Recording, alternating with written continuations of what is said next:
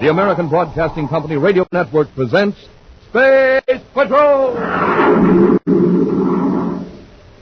High adventure in the wild, vast reaches of space.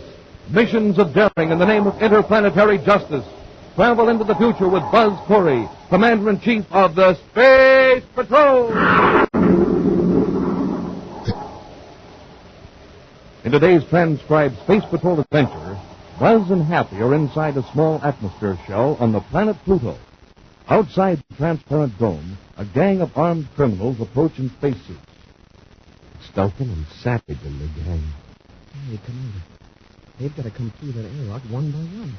We can pick them off if they try to come in. Corry, this is Savage. You are trapped. Now be smart and give up. He's on our miniature spaceophone frequency. Savage, this is Corry. If you want us, come in and get us. Don't be a fool. There are 8 of us, and we got blasters.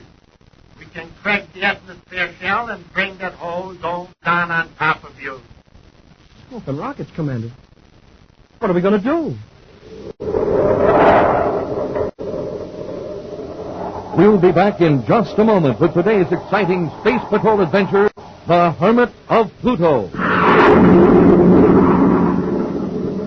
The United States has seen many changes in the past dozen years, all pointing to a still better way of living.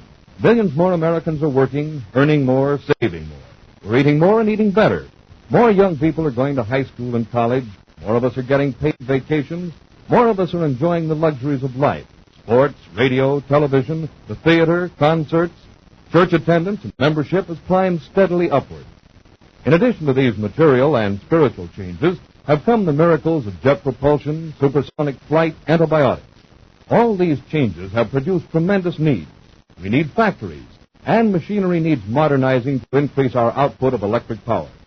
Our current needs add up to greater employment and investment opportunities for practically everyone in America.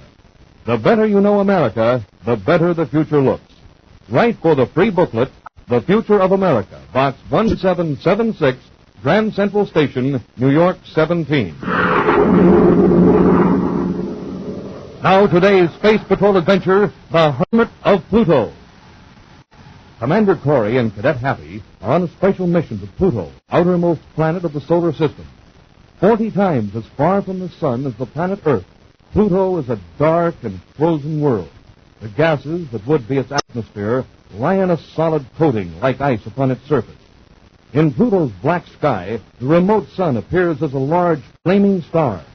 The population of Pluto City is protected from the cold airlessness of space by a thin atmosphere shell. Beneath this huge transparent bubble, life goes on as it does on Earth, or Terra, or Mars. It is not quite the same as Buzz and Happy are observing as they walk down a dimly lighted street of the city. Gee, Commander, why don't the city commissioners do something about those lights? This is the biggest city on Pluto, and yet we can hardly see where we're going. In lots of ways, Happy, this is still a pioneer community. Yeah, and from the looks of the buildings in this neighborhood, maybe it's just as well the streets aren't too well lighted. No. Pluto is still a frontier planet, Hap. Uh-oh. Hey, it looks like a fight. No! Hey, Commander, look, it's 2 against 1. They're sure slugging that guy. Come on, Hap. Yes, sir. We should have brought our ray guns. All right, break it up. Oh, hey, come back here. The dirty cowards. Shall I go after him, Commander? Let's take care of this man. He may be hurt. I don't wonder, the way they were hitting him. Here, let me help you. Thanks. Those 2 guys sure disappeared fast. Get him under a light, see if he's... I'm all right. Thanks. I'm sure glad you came along. What was it all about? A couple of thugs jumped out of the doorway and started slugging me. So a man can't walk down the street without some hoodlum... Why, you're Sam Morris. Yeah, that's right. Oh, Commander Corry. I knew you 2 were space patrollers, but the light was so bad I couldn't... Happy, this is Sam Morris. Sam, Cadet Happy. How do you do, Mr. Morris? Howdy, Cadet. Sam, better let us take you to a doctor at headquarters. Oh, no, thanks. I'm all right. Well, you got quite a slugging from those characters. I'm fine. Well, it's sure nice to see you again, Commander, but if you'll excuse me... Are you still prospecting, Sam? Oh, now and then. Right now, I'm more or less of a watchman, you might say. Here in Pluto City? No, several hundred miles north of here. Guess you might call me a licensed squatter. You're a watchman? Well, what's there to watch that far north on this planet? Oh, just some government equipment. It's in an atmosphere shell. Used to be a base for some government explorers, mining engineers, and the like. I sort of take care of the equipment until the government decides what they want to do with it. Well, thanks for the rescue, Commander. Oh, wait a minute, Sam. You've had a pretty rough going over it. Oh, I'm okay. These fellas hadn't taken me by surprise. I could have handled them both. You sure ruined your clothes. Look, your jacket's all ripped. The pocket's torn off. Oh, it's an old thing anyway. I got a couple of licks in there, remember. You sure you don't know who they are? No, of course not. Just a couple of Pluto City thugs. If they knew how broke I was, they wouldn't have bothered. Oh, I've got to run along now. Thanks a lot, Commander. You too, Cadet. Glad to have met you, Mr. Morris. Hey, Sam, wait a minute. I got to run along now. I'm late for an appointment. See you around, Commander. Yeah. You took that beating pretty lightly. In the way he acts, you'd think this was something that happened to him every day. I have a feeling there's more to this than just an attempt to hold us. Well, we'd go on about our business, Happy. Oh, what's this? Oh, I'll flash my Tamil license. Money. Oh, what is it? Large bills, too, mostly fit with credit notes. And here's a card. A business card of some kind. They belong to Mars. Hey, the Commander, didn't he say he was broke? Yes, that's right. Shine your light in this card, man. Yes, sir. John Harbach, mineralogist, expert assaying and analysis, 412 North Andromeda Street, Pluto City. This card may have dropped out of Morris's jacket when those guys tore his pocket. Now, after we take care of our business, we'll drop in on Harbach and see if he knows where Mars is staying. Then you think this money belongs to him, even when he claims to be broke? That might. Fellows like Mars always say they're broke. Keeps people from getting curious about where a prospector gets his money. Yeah, but why would he fib to you? Well, just to keep him practicing. If this money does belong to Mars, I'm sure he'll be glad to get it back. Hang on to that card, Happy. We'll drop in on Harbach on our way back. At this hour, Andromeda Street, like the rest of this section of Pluto City, is almost totally dark.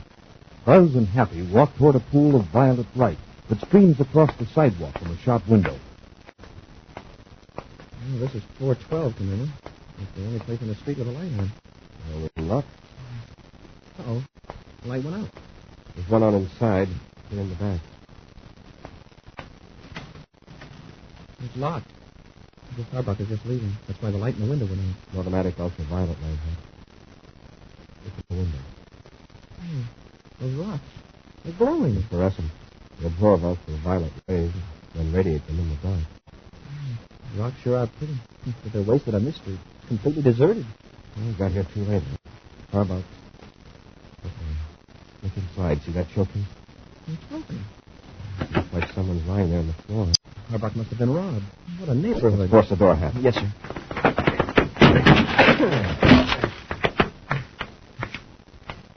I'll turn on the light, Commander. All right. These little cuts.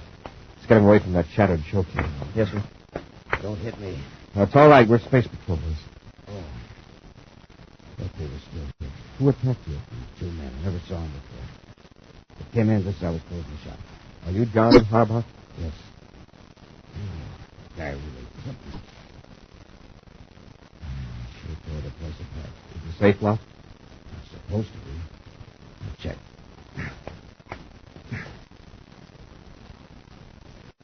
That's a relief. I didn't get it open. By the looks of your desk over there, they seem to be more interested in your record. You know why? No. Well, not exactly. What do you mean, not exactly? What happened here? Well, like I said, these two men came in just as I was closing. They wanted me to run a test on a piece of cloth. Piece of cloth? Yeah, I thought it was strange myself. He was dealing with minerals. It turned out there were traces of minerals in the fabric. That's what they were interested in. Well, this cloth, did they say where they got it? No, over it. Looked like it was torn off the man's coat or jacket. Pocket, maybe? Yeah, that's it. They had me put it in an ultrasonic chamber to loosen the dust. Then I ran an analysis of the particles that came out of the cloth. And after that, they got rough. Why? They wanted some information about one of my customers, and I wouldn't give it to them. Well, this customer, is his name Sam Morris? Yes. How did you know? He was attacked by two men earlier this evening. Was he hurt? I just bruised a little. After we went away, the cadet and I found one of your business cards on the sidewalk. That's why we came here. Why were these men interested in Morris? On account of the stronolite, I guess. Stronolite? There were traces of stronolite in the dust particles in the piece of cloth. Probably from the samples Morris brought here to have assays. Stronolite. It's a very rare and valuable metal. Morris made a strike, huh? I make it a policy not to ask questions of my customers, but that's a reasonable conclusion. When you wouldn't tell these men about Morris, they slugged you and went through your records. Is that right? Yes. You know where we can contact Morris? No, Commander. He never told me anything about himself. I guess he's sort of a hermit. Very secretive. Did he mention an abandoned government station north of Pluto City? No. Maybe one of those men did. Let's see if I can remember what was said. But after I analyzed the talk and mentioned Stonelight, one of the men said, so that's why Morris has been holding up at that old exploration base. And the other man made him shut up. Do you remember anything else? No. Well, wait a minute. One of them said Morris is probably all alone in that shell, and there are 8 of us. Happy, we better find Morris right away. Yes, sir. Now that these folks know that he's Cap. Hmm? There's someone across the street watching this shop. Let's put a phone so we can get in there. Want me to go over and investigate, sir? Turn off the lights so they will leave it. Yes, sir. How about don't look out the window until the lights are on? All right, Commander. See him? Yeah, but not very clearly. He's carrying off down the street now. Tail him, Hap. I'll take Harbach to headquarters. He'll be safe in there. We'll keep in touch through your miniature space phone. Half an hour later, Commander Corry leaves the Pluto City Space Patrol headquarters in a surface car. His receiver is tuned with special miniature spaceophone frequency. Cadet Happy calling Commander Corry. Cadet Happy calling Commander Corry. Corry here. Go ahead, Hap. I'm on Polaris. 900 Roger. Half a block behind the man I'm tailing. What's he up to? Nothing so far, but I got a pretty good look at him. Half over his feet. I'd swear he's one of the men that jumped Sam Morris. I'm in a surface car about a half mile from you. I'll come by and pick him up. Okay, Commander. Uh-oh. Another man just stepped out of a doorway. 2 of them are walking together. Probably his partner. Don't lose them, Hap. I'll be right there.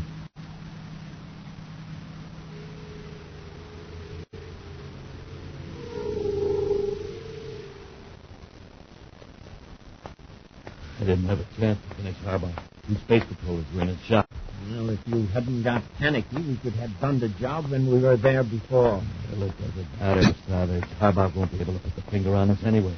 We'll be out of Pluto City in half an hour. Yeah, but Harbach knows we're interested in Sam Morris.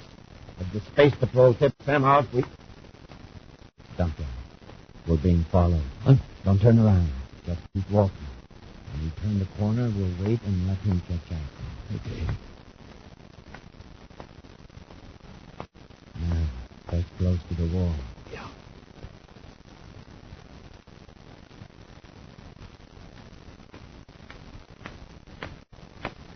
You looking for somebody? Space patrol cadet. He's going for his ray gun. Grab him! Savage! Help me! Get your hands off of me! Oh, yeah! Good doing, Savage. Come on. Let's get away from him. Wait a minute, Duncan. We're not going to make the same mistake as we did with Harbach. We're going to finish him. We'll return to Space Patrol in just a moment. Listen, kids, you know how much fun it is to be growing up. Every day there's a new thrill. Well, here's a thrill maybe you haven't tried yet, and believe me, you'll like it. It's the fun of having enough money to get the things you want. Maybe a new bike or a camera, or saving for something big like business school or college in the years to come. Sound good? Well, here's how you do it. Put a part of your allowance and the extra cash you earn each week into school savings. It doesn't take long to have enough to buy a real United States savings bond like Dad gets all the time. And this is important. Bonds earn money for you. Uncle Sam stands behind them, and they're safe. So start to save now at your school. Mother and Dad will be proud of you for saving part of your allowance. You'll have the fun of seeing your own money grow. A thrifty person is usually a better citizen. And take it from me, he's a lot happier than the fellow who saves nothing and can't buy the things he needs. Remember, save regularly every week at school. Have the money for the things you want when you want it. Now back to today's Space Patrol adventure, the Hermit of Pluto.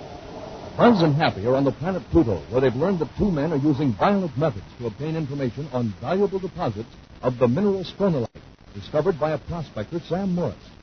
Using a miniature spaceophone, Happy has contacted Buzz in a surface car, and he's reported that he's trailing 2 suspects through the dark streets of Pluto City. Discovering that Happy is following them, the 2 men wait around the corner of a building and grab the cadet. You heard what I said, Duncan. Let's finish him. Well, look, Savage, a ray gun would put him out and we can get away from the city. Yeah? And when he comes to, he could continue the chase. Do what I tell you. What have you guys got to be afraid of? You really must be up to something crooked. Shut up, Cadet. And quit struggling or I'll break your arm. All I know about you is that your names are Savage and Duncan, and you're walking down Polaris Street. And then all of a sudden you jump me on the corner of Polaris and Sigma Streets. I told you to shut up. Go on, Duncan. Get to work. You're going to be sorry. There's a Space Patrol surface car on the way here now. You're bluffing. Savage, one of those miniature space phones hanging on his belt. He's been mentioning the street name. That gadget's turned on. Then we got to work fast. Get into the car now. Trying to sneak up with the lights out. Help me hold it, Cadet. We'll break him down to the alley. Come on. Get moving, Cadet. Hold it, you two! Commander! It's Corry. Let's get out of here. You ray gun. Let them have it. Oh, you don't? Get your hands up! Get the Cadet. I'll take care of Corry. We got both of them, Duncan. That's it, one. The whole neighborhood will be full of space patrols in a few minutes. Yeah. And that's why we can't go running through the streets. Get into the car. But Savage... Don't argue. Get into the car, quick. Okay. We'll ditch the car a block from the spaceport. Come on, get in.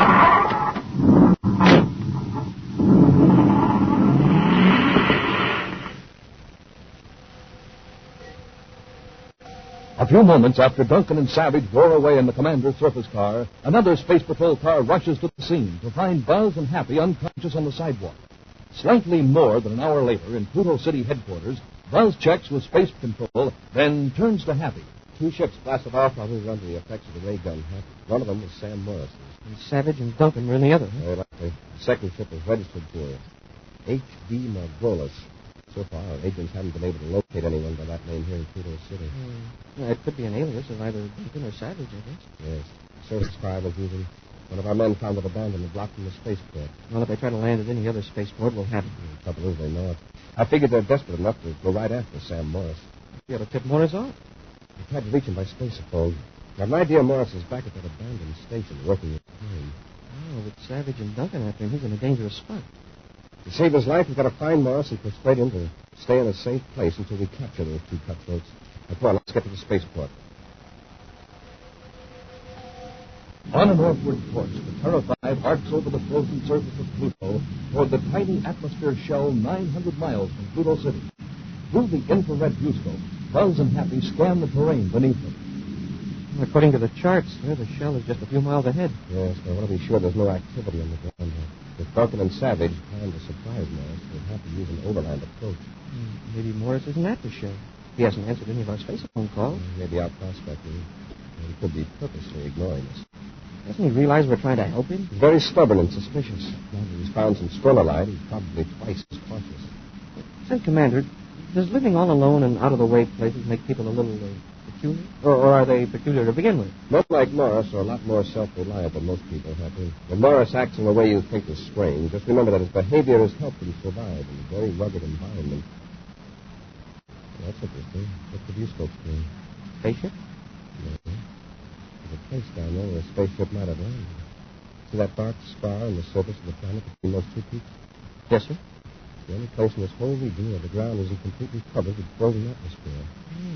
A ship scraped it clean when it landed, huh? I think the heat from the rocket exhaust put it on the blast off. After we contact Morris, we'll come back and search this whole region. Commander Corry aboard Terra 5, calling Sam Morris at Pluto Exploration Base 5. Commander Corry to Sam Morris, urgent. Please acknowledge.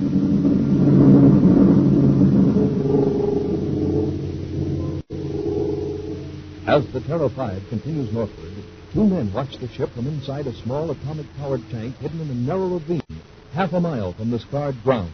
You think they spotted us, Savage? I don't think so. This tank is camouflaged to blend with the frozen air. We're lucky. Harkness blasted off in our ship just in time. Well, he must be heading for the atmosphere ship. Yeah. Contact the other tank and we'll move on. You aren't going to move in on Morris now, are you? Why not? Corey's still there when we arrive. We can finish him, too. That's likely to be quite a job. No, it won't be. Corey's ship will be outside the shell. The 2 tanks and 8 men are on our side. Anyone inside the shell will be at our mercy. Space up from the other tank. Let's move forward.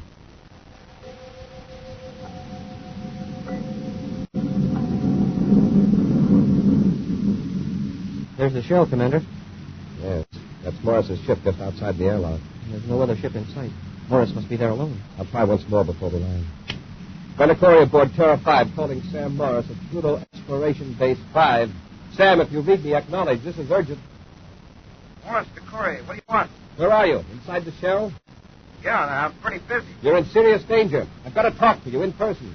Somebody may be picking up this spacephone conversation. Well, all right. You'll have to land outside the shell. This bubble doesn't have a space lock. Yes, I know. We'll set down near your ship. Hurry out.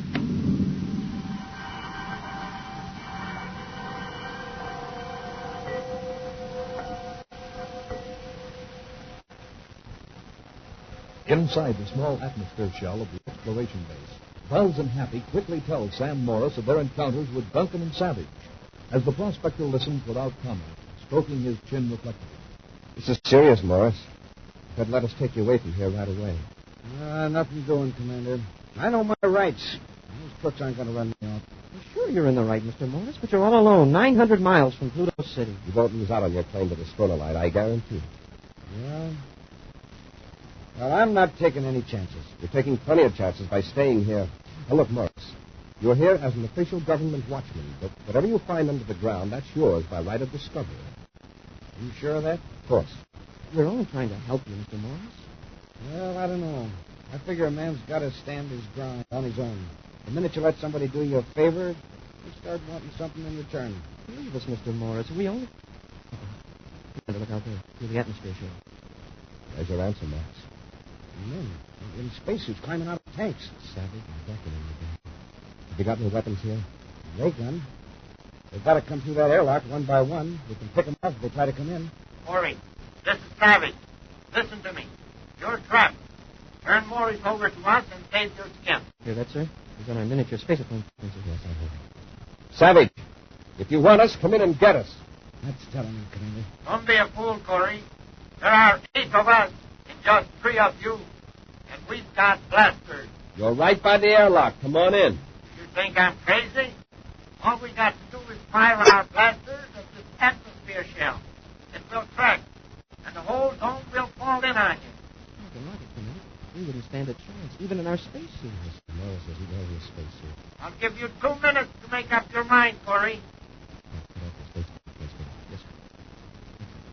Morris, we don't have any actual weapons, so we'll have to improvise some. But out of what? We've only got 2 minutes. That big cone over there, isn't that a heat projector? Yes, but it's not a very strong one. It wouldn't penetrate their spacesuits at this distance. We'll have to. Now, come on, let's turn it on and focus it toward Savage and his men. I tell you, it's not going to do any good. It won't do any more than melt that frozen atmosphere outside the dome. That's exactly what I want. This is the main control switch, isn't it? Sure, but I don't see what good... Just watch. Now we'll just focus the heat beam at their feet. It's not doing anything, sir. Like Morris says, it isn't strong enough. It's melting the frozen air on the ground. Yeah, but they're just waiting around in puddles of liquid air. Corry, cut off the heat beam. Cut it off or I'll order my men to fire at the dome. I can tell from here that you got one of those Mark 6 heat projectors. It couldn't even make pulse at this distance. He's right, Commander. They're just waiting in liquid air, and it's not much more than ankle deep. Well, that's fine. Now we'll just shut the heat off. You might as well quit stalling, Corry. All right, Savage. The heat's been shut off. Come in the airlock.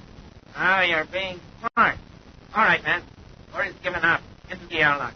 Commander, you aren't just giving up without a fight. I don't think a fight will be necessary. All right, man, you heard me. Get going. I can't move. Duncan, come here and pull me out of this. I can't. We all are. Hey, the air is frozen solid again around their legs. Corry, that was a clever trick, but it's not going to save you. Melt your air again or I'll blast that dome. If you finish us, what's going to happen to you? You'll stand there rooted in frozen air for the rest of your lives. He's right, Savage. Every one of us is stuck. If you blast that dome in on Corry, we'll never get out. Corry, maybe you can terrify yourself. But there's the Cadet and Morris. You aren't going to sacrifice them just to keep us trapped here. Commander, he's raising his blast gun. Savage, if you bring this dome down on us, what are those 7 pals of yours going to think of you? What do you mean? The air supply of those suits isn't going to last indefinitely. Neither will the heating units. Then your men are going to start thinking about how they got into this predicament. They'll realize they're doomed, and they'll hate you. They're all armed, Savage. The first man to start gasping for breath, or the first man to feel himself growing numb with cold, what's he going to be thinking about you? You'll be just a few feet away within easy range of his blast gun. Listen to him, Savage. Put down that gun or I'll blast you myself. Right now. All right. You bet. Order your men to drop their weapons. That's it. Pat, I'll cover you while you go out to the airlock and pick up those guns. They sure didn't need any urgency. I guess they all got cold feet.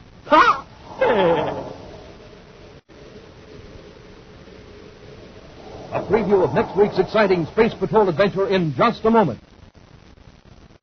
Did you know that thousands of bright, alert girls are choosing nursing as a career today? And did you know that despite this high enrollment, we need still more and more nurses? Well, these are facts. Facts that young women about to embark on careers should know and keep. Today, the advantages of enrolling as a student nurse are many. She receives a fine professional education working under the supervision of skilled doctors and nurses in well-equipped classrooms and laboratories. She serves humanity, enjoys a pleasant dormitory life, and upon completing her 3-year course is eligible to become a graduate nurse. After this, countless interesting fields are open to her. Best of all, she's well prepared for marriage. If you're a high school graduate or a college student in good health, consider nursing as a career and go to your nearest hospital to learn how you can become a nurse. Help meet this year's quota of student nurses. Now a preview of next week's exciting Space Patrol adventure. A criminal scientist has discovered a method of traveling back through time. He's taken Buzz and Happy back 14 centuries and has left them on a desolate seacoast on the planet Earth. Hey, Commander, I just can't realize that we're back in the year 1591. Let's make the best of it. After all, our ancestors did. You mean we're stuck here in the past forever? Perhaps. There's one slight chance of getting back. Yeah? Well, what is it, Commander? Hey, Commander, I feel strange. Everything's going black. What's that sound? I don't know. I feel like I'm floating. Hey, Commander, what's happening to us anyway? Hey, Commander, where are you? Be with us next week for the thrilling Space Patrol story, The Time Pirates. Space Patrol, created by Mike Moser, starring Ed Kemmer as Commander Corry and Lynn Osborn as Cadet Happy, was written by Lou Houston, produced and directed by Larry Robertson, executive producer Helen Moser. Other players were Bela Kovac, Norman Jolly, and Ken Mayer. Dick Wesson speaking. Don't forget to tune in next Saturday at the same time for exciting adventure on Space Patrol. This program is broadcast to our armed forces overseas through the worldwide facilities of the Armed Forces Radio Service. Space Patrol came to you transcribed from Hollywood. This is ABC Radio Network.